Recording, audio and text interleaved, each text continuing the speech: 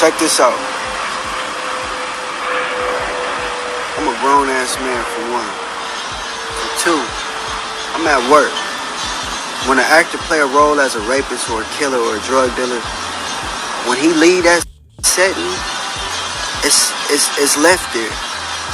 I was embodying a role. The shoot was on masculinity, and I channel my inner Prince. I channel my inner Rick James. Shalom, like you've all undergoing praises to Yahweh, by Hashem, Yahweh Shai, by Hashem, Rakakodash, like your double honors to our apostles and elders, a great millstone. Salutations to all your sincere brothers pushing his word out across the four corners of the earth. This lesson is going to how America is modern day Egypt. And the brother Abaya in our camp, he sent me this article, and I actually saw photos of this particular picture you see right here a couple months ago or so. But when I clicked on this link today, it just really hit me how I saw it and I was like, man, this place really is spiritual Egypt. And as you can see, this is from the source.com. It says photos surface of Snoop Dogg's son wearing makeup, lace, and earrings. This came out on February the 14th, 2020. Images from an unknown photo shoot have surfaced that shows Snoop Dogg's oldest son, Cordell, wearing eyeliner and earrings. To top off Brody's Prince look, he donned a pink sweater vest with a large pink flower on the front over a lace shirt. It is unclear when the pictures were taken or for what purpose, but it's definitely not what Cordell's future looked like from America's living rooms on Snoop Dogg's fatherhood reality show over a decade ago. The 22-year-old former UCLA wide receiver hung up his cleats back in 2015. Maybe he traded his gridiron dreams for modeling. And these are pictures that were posted up on the Instagram of him. As you can see, he looked like he could be on one of Prince's videos back in the day. And this is totally off.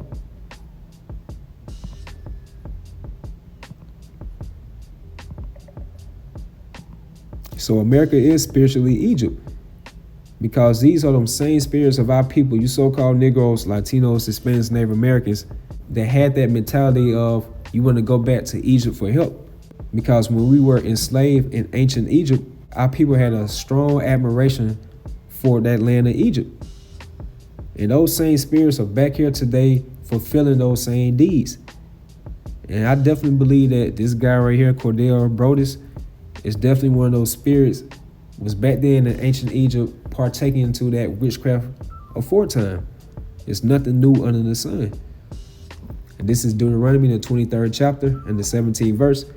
There should be no whore of the daughters of Israel, nor a sodomite of the sons of Israel. Because these elites of the Edomite nation, these higher ups that be in Hollywood, things of that such, they know exactly who we are. So they set up different athletes and entertainers of our people, put them in that spotlight or that limelight, and they know once they do that, they'll have a lot of influence over the people. But mainly, they want to target our people, the Israelites. So they set them up in that spotlight, have them participate into this black culture. And black culture is going into anything that's against the will of Yahweh Shai, against his laws, statutes, and commandments. They have them indulge in homosexuality, lesbianism, transgenderism, have that spirit of do as thou wilt. So that vibration is on majority of our people, especially the children, because they are more vulnerable. So that's why these elites of the Edomite nation set the ones of our people up in that high status, so majority of our people can go off by worshiping this black culture madness. And this is all strategically designed by these elites because they know exactly who we are. So they feel like in their spirit, the more that we follow this black culture route, the longer they can stay in rule, because they know this is against our laws, statutes, and commandments that Yahweh Shai gave us. But these elites are not spiritually to discern that Yahweh Shai has ordained an elect out of the nation of Israel to do his will and to do it in truth and sincerity, and not follow the ways of this land, not follow the fashion of this world, not subscribe to this black culture madness. And this is Revelation 11 chapter and the 8th verse. And their dead bodies shall lie in the street of the great city. And this guy, Cordell Brodus, is definitely one of those dead bodies. And this dead body is representing he's spiritually dead. Because if he knew exactly who he is, and he came back to Yahweh Yahushua in truth and sincerity, he definitely won't be partaking into this madness. This is nothing but witchcraft and abominations to Yahweh Yahushua. So he's looked at as a dead body. He's spiritually dead, because when you don't have Yahweh Yahushua and you don't worship them in truth and sincerity, you are a dead body. And this is only concerning the Israelites. And their dead bodies should lie in the street of the great city. And that city is known as America. America has many code names, and this is one of them, which spiritually is called Sodom and Egypt. So we know the wickedness that was going on back in ancient Sodom, as far as homosexuality, transgenderism, lesbianism, and all type of witchcraft and abominations. So America follows the same ways of ancient Sodom and the rest of those cities that partake in the same madness. And it says in Egypt, because America shares a lot of customs and ideas from ancient Egypt. You see the obelisks in the different cities of America. You see the pyramids in the different cities of America. And both cultures also use the process of mummification to preserve and honor the dead. So you go to these funeral homes, you have a guy that embalms a dead body to preserve that body for show at a funeral. So this is nothing new under the sun. There's many more other things of America shares the same type of customs as ancient Egypt. And this is another example. This is history.howstuffworks.com, and the title says, why did ancient Egyptian men wear cosmetics? I'm jump down to the point. For instance, before leaving the house for a day's work or heading to a banquet or celebration, an upper-class Egyptian man might take a few moments to adorn his eyes. So he's putting eyeliner around his eyes. Like King Tut's thickly lined eyes that stare out from the young pharaoh's sarcophagus, black coral liner that extended beyond the eyelids to the temples was in vogue during the New Kingdom. Black had replaced green as a shade of choice. Old Kingdom 2650 to 2134 BC, fashion had called for a crude emerald eyeshadow made of malachite copper carbonate. To apply their bold highlights, Egyptians might use a flattened and smooth piece of wood or bone to sweep the powdered mineral from the brow line to the base of the nose. This ancient Egyptian affinity for cosmetics wasn't purely steeped in vanity. Men, women, and children all adhered to remarkably strict personal hygiene regimens dictated by the climate, religion, and social hierarchy. So those same spirits of our people that was following ancient Egypt and the customs are back here again today doing the same thing. They are wearing the garments of a woman, or the woman is wearing the garments of a man. And this is 2 Peter, the 2nd chapter, the 5th verse. And spare not, O world, but save Noah the eighth person, a preacher of righteousness, bringing in the flood upon the world of the ungodly. And that flood is talking about upon the ungodly in this time frame is going to those nuclear missiles and also the chariots of the Heavenly Father. Verse 6, and turning the cities of Sodom and Gomorrah into ashes, condemned them with an overthrow, making them an example unto those that after should live ungodly. And what America does, do as thou wilt. So America says, the hell with the ways of Yahweh Yahushua. We're going to follow the ways of ancient Sodom, ancient Gomorrah, ancient Egypt.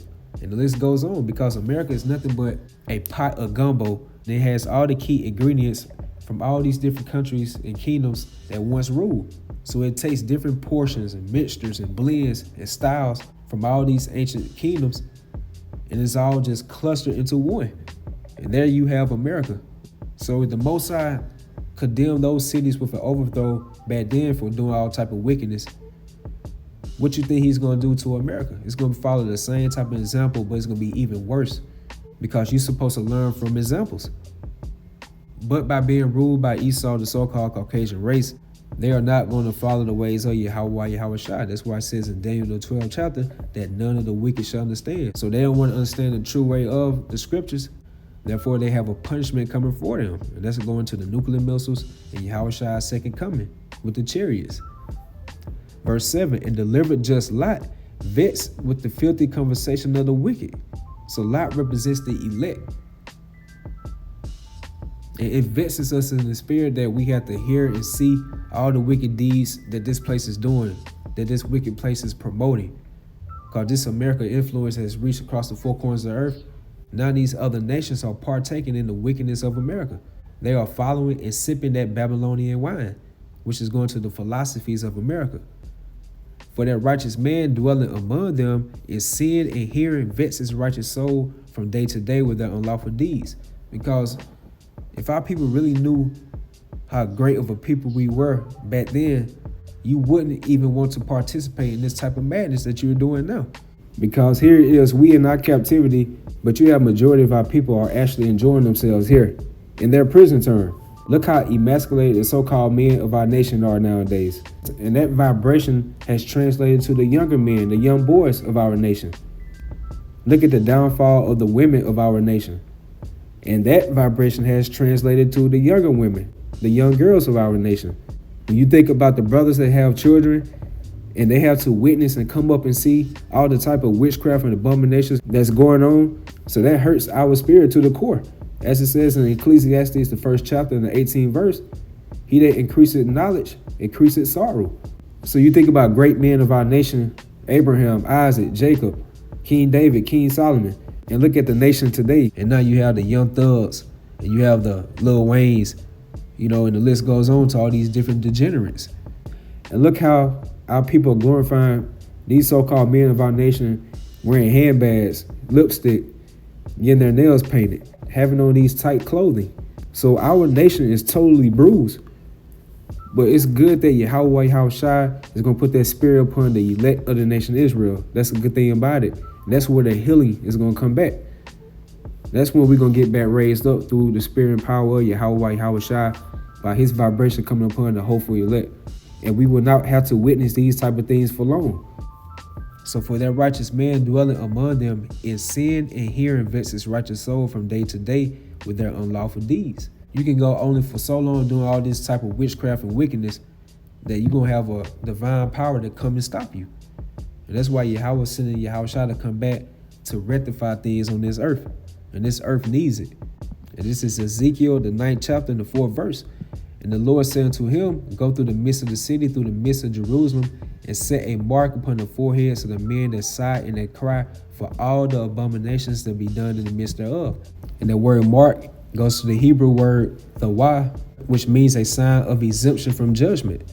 And the only ones that's going to have that type of spiritual diplomatic immunity or freedom is only pertaining to the 12,000 men out of each tribe, which is going to the 144,000 prophets, and also the 1/3 out of the nation Israel. So through the spirit and power of Yahweh Yahushua, as the hopeful elect, we are the only ones that sign and crying for all the abominations, all the wickedness, all the transgressions and iniquities that's going on in this place. But we know through the spirit that things continually has to get worse for Yahweh sends Yahushua back. It's only biblical prophecy fulfilling itself. And that leads me to Revelation, the 18th chapter and the 5th verse. For her sins have reached unto heaven, and one of the other code names for America is Babylon the Great. And Yahweh Ba'ashem Yahushua have remembered her iniquities. So nothing is forgotten here of all the wickedness that's going on. All the bloodshed, agony, pain, and distress that's been upon the 12 tribes of the nation Israel on this particular land, America. So none of those works or deeds have not been forgotten about. That's why Yahweh Yahushua is allowing America's iniquities to stack up to the heavens. Then Yahweh will be totally justified by sending Yahushua back to tear this place down and set up his new kingdom, which is going to the New Jerusalem, and the elect of the nation Israel will be joint heirs with Yahushua. So that was the point of this lesson, just going into how America does share the same customs, ideals, and philosophies as ancient Egypt. And with that, I hope you always edified. Shalom. And I don't understand it whenever other artists, that are not black, wear makeup, paint their nails, put eyeliner on. Society doesn't put a label on them. But it's only when our society, we so restricted, we in a box, it's so limiting. And me being an artist, I don't follow the rules. So you can miss me with all the opinions, you can miss me with all the labeling.